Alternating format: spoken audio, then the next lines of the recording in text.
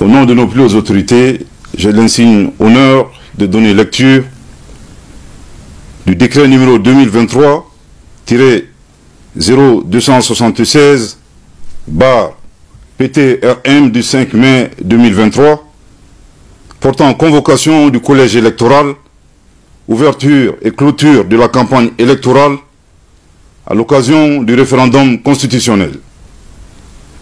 Le président de la transition, chef de l'État, vu la Constitution, vu la charte de la transition, vu la loi numéro 2022-001 du 25 février 2022 portant révision de la charte de la transition, vu la loi numéro 2022-019 du 24 juin 2022 modifiée portant loi électorale, vu le décret numéro 2021-0361/PTRM du 7 juin 2021 portant nomination du Premier ministre, vu le décret numéro 2022-0752/PTRM du 4 décembre 2022 portant nomination d'un ministre d'État, vu le décret numéro 2021-0385/PTRM du 11 juin 2021, modifié portant nomination des membres du gouvernement, statuant en Conseil des ministres, décrète, article 1er, le collège électoral est convoqué le dimanche 18 juin 2023 sur toute l'étendue du territoire national et dans les missions diplomatiques et consulaires de la République du Mali, à le fait de se prononcer sur le projet de constitution annexé au présent décret. Toutefois, les membres des forces de défense et de sécurité voteront par anticipation le dimanche 11 juin 2023, conformément à la loi électorale. Article 2. Les électeurs auront à répondre par oui ou par non à la question suivante. Je cite: approuvez-vous le projet de constitution? Fin de citation. Article 3. Le bulletin de vote de couleur blanche correspond au oui et le bulletin de couleur rouge au non. Article 4. La campagne électorale à l'occasion du référendum constitutionnel est ouverte le vendredi 2 juin 2023 à 0h. Elle est close le vendredi 16 juin 2023 à minuit. Article 5.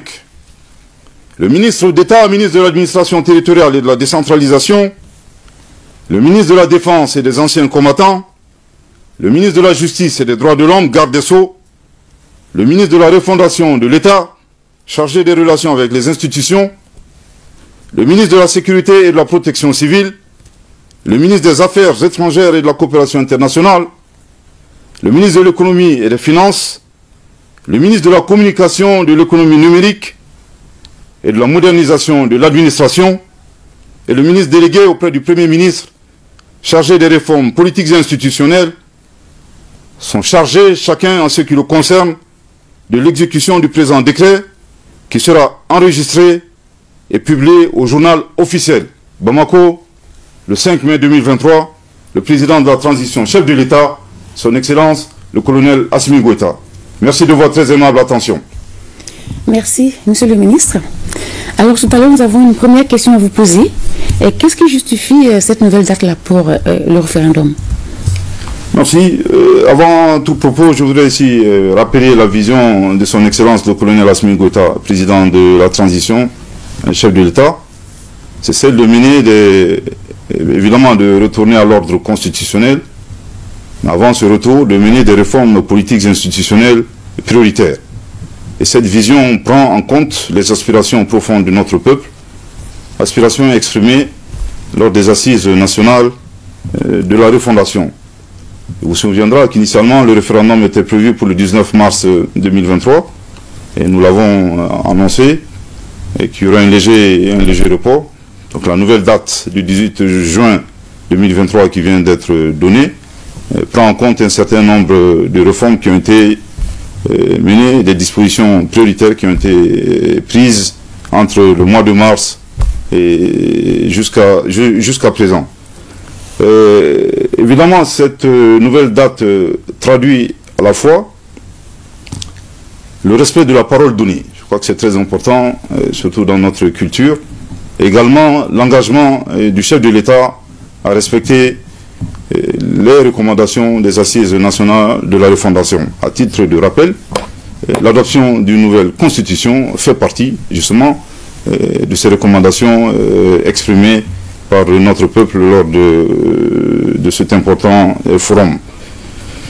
Ensuite, je voudrais également préciser que l'application du chronogramme des réformes politiques institutionnelles, conformément aux instructions du chef de l'État, obéit à un principe clé, c'est la recherche constante d'un équilibre entre, d'une part, l'inclusivité et le consensus, et d'autre part, le respect des délais, donc le temps imparti à cette transition.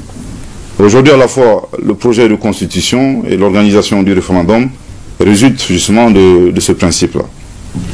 Alors, Monsieur le ministre, est-ce que toutes les dispositions sont prises pour la tenue de ce référendum qui se tiendra le 18 juin prochain?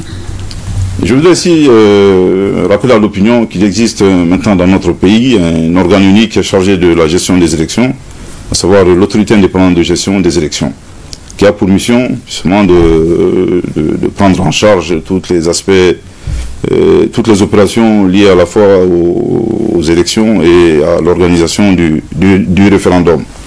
Je suis convaincu que les hautes compétences, les hommes et les femmes aujourd'hui qui animent cette structure, se prêteront le moment venu, en tout cas déclineront le moment venu, toute la stratégie et toutes les dispositions qu'ils prendront afin que le référendum du 18 juin 2023 soit un succès, Inch'Allah. Mais d'ores et déjà, je voudrais ici préciser que le chef de l'État a donné des instructions très fermes à tous les membres du gouvernement d'appuyer l'EJ dans tous les domaines, aussi bien les aspects sécuritaires, les aspects économiques et financiers et les aspects logistiques. Alors nous sommes à un mois, quelques jours de ce référendum. Il est important de rappeler le sens que ce référendum a pour notre pays. À mon humble avis, ce qu'il faudrait garder à l'espoir, c'est cette phrase prononcée par le chef de l'État lors de la cérémonie de remise du projet de constitution, après l'étape de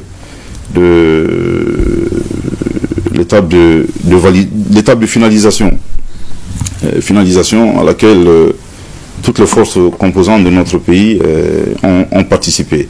Je pense qu'il a très clairement dit qu'il s'agit d'un espoir. L'espoir, en tout cas, pour le peuple malien, d'asseoir et de raffermir notre démocratie. C'est cette phrase que je retiens.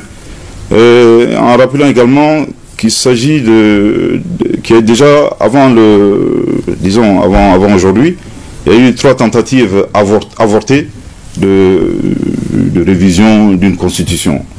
Et cela indique à suffisance qu'il s'agit d'une priorité, en tout cas d'une préoccupation pour les Maliens, en tout cas de mettre à jour et d'avoir des institutions fortes.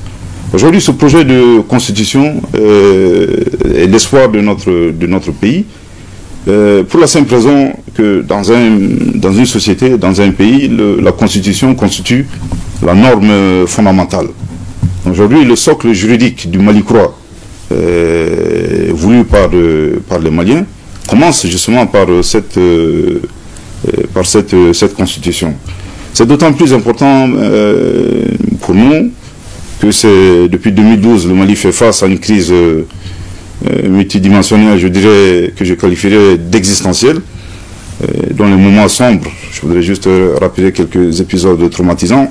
C'est la perte de 55% de notre territoire national et bien entendu toutes les victimes de ce drame depuis 2012 à nos jours. Donc il est très important honnêtement qu'on se retrouve et que nous tentons de donner un nouvel élan à notre pays et que le Mali-Croix soit une réalité. Alors Monsieur le ministre, si vous avez un dernier message à l'endroit de vos concitoyens. Avant de terminer, je voudrais ici, au nom de nos plus hautes autorités, au nom de tout le gouvernement, remercier toutes les personnes de bonne volonté qui se sont investies et qui s'investissent tous les jours à vulgariser ce projet de constitution afin que les Maliens se l'approprient. Et je voudrais aussi préciser que très bientôt, cet effort sera renforcé grâce à l'action de la commission de vulgarisation gouvernementale de la Constitution, afin que justement les Maliens puissent se l'approprier. Mais il est également important que tous les Maliens gardent à l'esprit toutes les victimes de l'insécurité dans notre pays. Il est important que nous honorions leur mémoire. Et il est important également que le référendum se tienne, disons, soit teinté de paix, de sérénité et de tranquillité. Nous n'avons pas le luxe de nous diviser davantage. Je pense que c'est un moment, en tout cas c'est une occasion que nous avons de renforcer la cohésion nationale. Eh bien, merci, Monsieur le Ministre. Merci. Merci à vous, chers téléspectateurs, et bonne journée de vendredi.